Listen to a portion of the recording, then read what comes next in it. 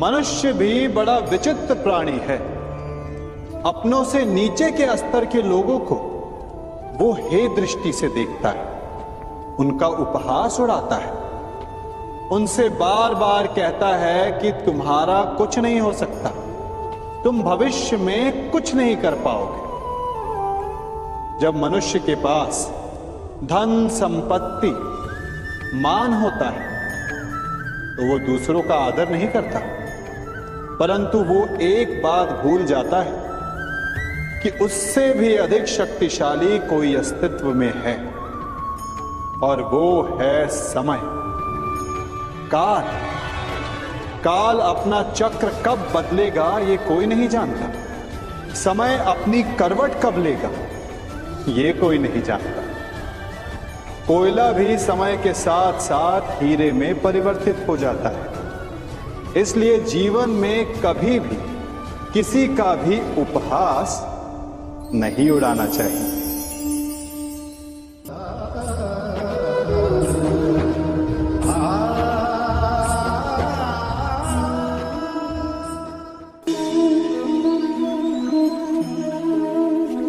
सबके जीवन में ऐसा प्रसंग अवश्य आता है कि सत्य कहने का निश्चय होता है हृदय, किंतु मुख से सत्य निकल नहीं पाता।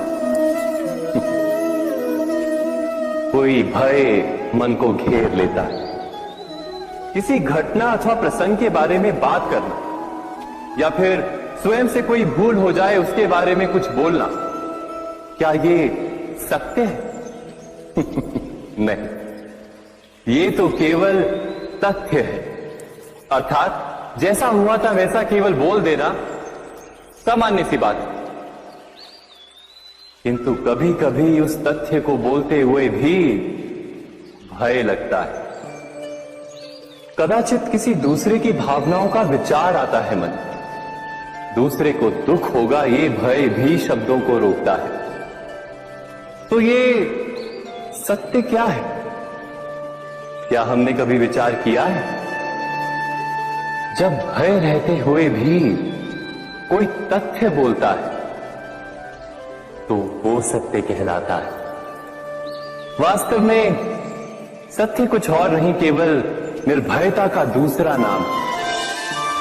और निर्भय होने का कोई समय नहीं होता, क्योंकि निर्भयता आत्मा का स्वभाव है। अर्थात क्या प्रत्येक क्षण सत्य बोलने का क्षण नहीं होता?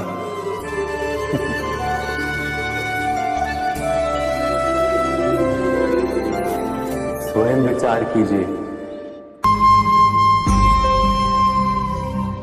प्रत्येक मनुष्य के जीवन में ऐसा क्षण अवश्य आता है जब सारे स्वप्न, सारी आशाएं, सारे दृश्य ध्वस्त हो जाते हैं। जीवन के सारे आयोजन ही बिखर जाते हैं।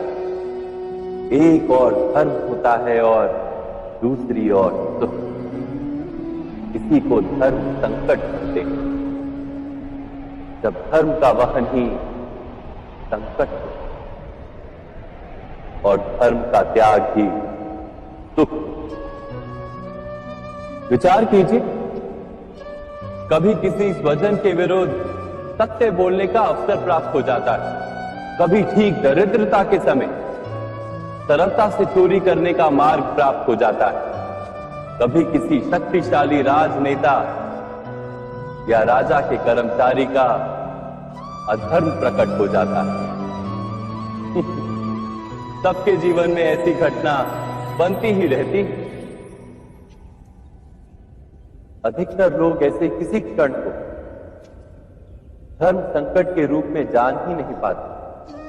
हमें किसी प्रकार के संघर्ष का अनुभव ही नहीं होता। सहजता से सुख की ओर खींचे चले जाते हैं, जैसे मक्खी गुड़ की ओर खींची चली जाती है। वास्तव में धर्म संकट का क्षण ईश्वर के निकट जाने का क्षण होता है। यदि हम संघर्षों से भयभीत ना, सुख की ओर आकर्षित ना, अपने धर्म पर दृढ़ रहे, तो ईश्वर का साक्षात्कार दूर नहीं।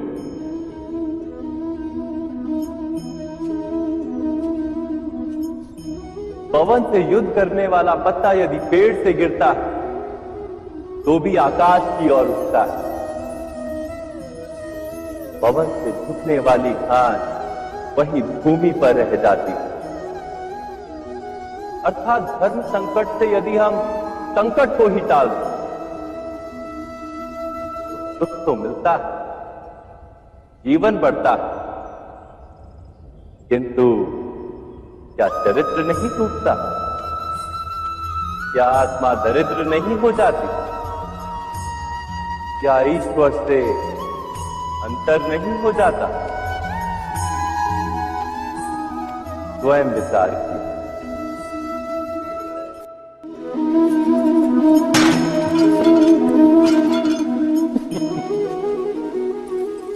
कभी कभी कोई घटना मनुष्य के जीवन की सारी योजनाओं को तोड़ देती और मनुष्य उस आघात को अपने जीवन का केंद्र मान लेता। पर क्या भविष्य मनुष्य की योजनाओं के आधार पर निर्मित होते हैं? नहीं। जिस प्रकार किसी ऊंचे पर्वत पर सर्वप्रथम चढ़ने वाला उस पर्वत की तलाई में बैठकर जो योजना बनाता है, क्या वही योजना उसे उस पर्वत की चोटी तक पहुंचाती? नहीं, वास्तव में वो जैसे जैसे ऊपर चढ़ता है वैसे वैसे उसे नई नई चुनौतियां, नई नई विडंबनाएं, नए नए अवरोध मिलते हैं। प्रत्येक पद पर वो अपने अगले पद का निर्णय करता है। प्रत्येक पद पर उसे अपनी योजनाओं को बदलना पड़ता है। कहीं पुरानी योजना उसे खाई में ना ढकेल दे। वो पर्वत को अपने योग्य नहीं बना पाता, केवल स्वयं को पर्वत के योग्य बना सकता है। क्या जीवन के साथ भी ऐसा ही नहीं? जब मनुष्य जीवन में किसी एक चुनौती को, एक अवरोध को अपने जीवन का केंद्र मान लेता है, अपने जीवन की गति को ही रोक देता है, तो वो अपने जीवन में सफल नहीं बन पाता और ना ही सुख और शांति प्राप्त कर पाता। अर्थात जीवन को अपने योग्य बनाने के बदले स्वयं अपने को जीवन के योग्य बनाना ही सफलता और सुख का एकमात्र मार्ग नहीं।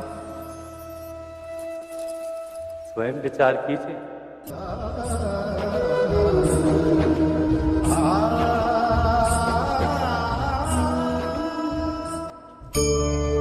आज मैं आप सबको एक कहानी सुनाता हूं।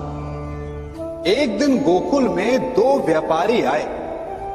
एक व्यापारी शहद का था, बड़ा मीठा शहद था उसका, परंतु वो गोकुल में टिक नहीं पाया। उसके व्यापार ने घाटा खाया और शीघ्र ही वो गोकुल छोड़कर चला गया। और दूसरा व्यापारी मिर्च का था। पहले दिन वो एक पोटली लाया और दूसरे ही दिन वो पूरी बैलगाड़ी भर कर लाया। और धीरे धीरे पूरी मथुरा में उसकी धाक जम गई। मुझे बड़ा आश्चर्य हुआ, तो मैंने बाबा से पूछा कि ऐसा क्यों कि एक मीठे शहद का व्यापारी कंगाल हो गया और एक मिर्च का व्यापारी धीरे धीरे नगर सेठ बन गया। बाबा मुस्कुराए और उन्होंने कहा कि मीठी बोली बोलने वाले की तीखी मिर्च भी बिक जाती है और जो कड़वी बोली बोलता है उसका मीठा शहद भी नहीं बिकता। वाह, कितने उत्तम विचार हैं उनके, और उचित ही है। मनुष्य अपने जीवन में सदैव अपने वचनों से उठता है और अपने वचनों से ही गिरता है। इसलिए अपने जीवन में सदैव मीठी बोली बोलने का प्रयास कीजिए, आपका जीवन सरल हो जाएगा।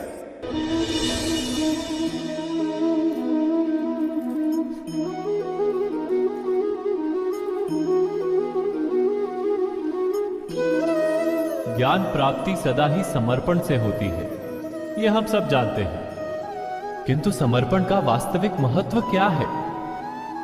क्या हमने कभी विचार किया? मनुष्य का मन सदा ही ज्ञान प्राप्ति में विभिन्न बाधाओं को उत्पन्न करता है।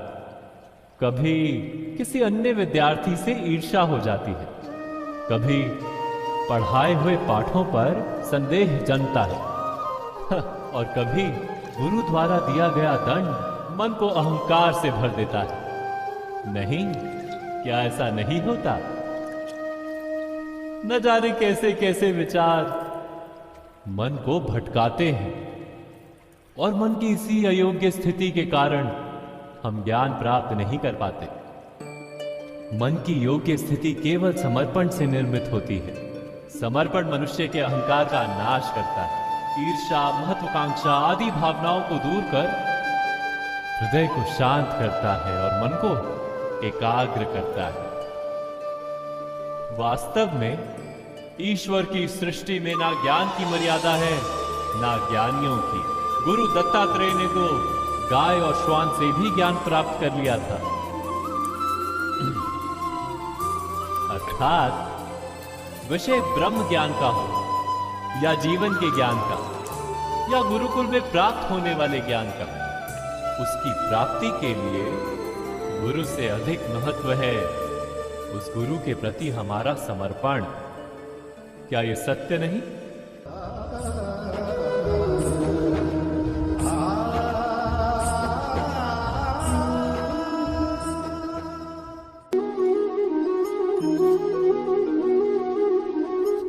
भविष्य का दूसरा नाम है संघर्ष। हृदय में आज इच्छा होती है और यदि पूर्ण नहीं हो पाती तो हृदय भविष्य की योजना बनाता है। भविष्य में इच्छा पूर्ण होगी ऐसी कल्पना करता रहता है, किंतु जीवन ना तो भविष्य में है ना अतीत में। जीवन तो इस क्षण का नाम, अर्थात इस क्षण का अनुभव ही जीवन का अनुभव। पर हम ये जानते हुए भी इतना सा सत्य समझ नहीं पाते। या तो हम बीते हुए समय के स्मरणों को घेर कर बैठे रहते, या फिर आने वाले समय के लिए हम योजनाएं बनाते रहते हैं और जीवन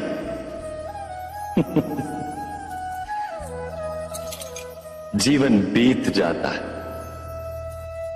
एक सत्य यदि हम हृदय में उतार लें कि ना हम भविष्य देख सकते हैं, ना ही भविष्य निर्मित कर सकते हैं, हम तो केवल धैर्य और साहस के साथ भविष्य को आलिंगन दे सकते हैं, स्वागत कर सकते हैं भविष्य का। तो क्या जीवन का हर पल जीवन से नहीं भर जाएगा? स्वयं विचार कीजिए।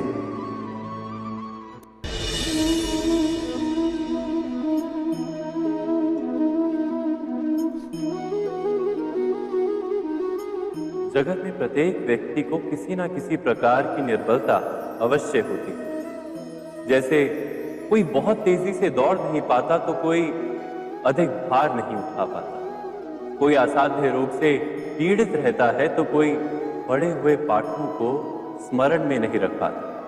ऐसे अनेकों उदाहरण और भी हैं। क्या आप किसी ऐसे व्यक्ति को जानते हैं जिसे सब कुछ प्राप्त हो और हम जीवन की उस एक निर्बलता को जीवन का केंद्र मानकर जीते हैं? इस कारणवश हृदय में दुख और असंतोष रहता है सदा। निर्बलता मनुष्य को जन्म से अथवा संजोग से प्राप्त होती है, किंतु उस निर्बलता को मनुष्य का मन अपनी मर्यादा बना लेता है। किंतु कुछ व्यक्ति ऐसे भी होते हैं जो अपने पुरुषार्थ और श्रम से उस निर्बलता को पराजित कर देते हैं। क्या भेद है उनमें और अन्य लोगों में? क्या आपने कभी विचार किया है? सरल सा उत्तर है इसका। जो व्यक्ति निर्बलता से पराजित नहीं होता, जो पुरुषार्थ करने का साहस रखता है हृदय में, वो निर्बलता को पार कर जाता है। अर्थात निर्बलता अवश्य ईश्वर देता है, किंतु मर्यादा मनुष्य का मन ही निर्मित करता है। स्वयं विचार कीजिए।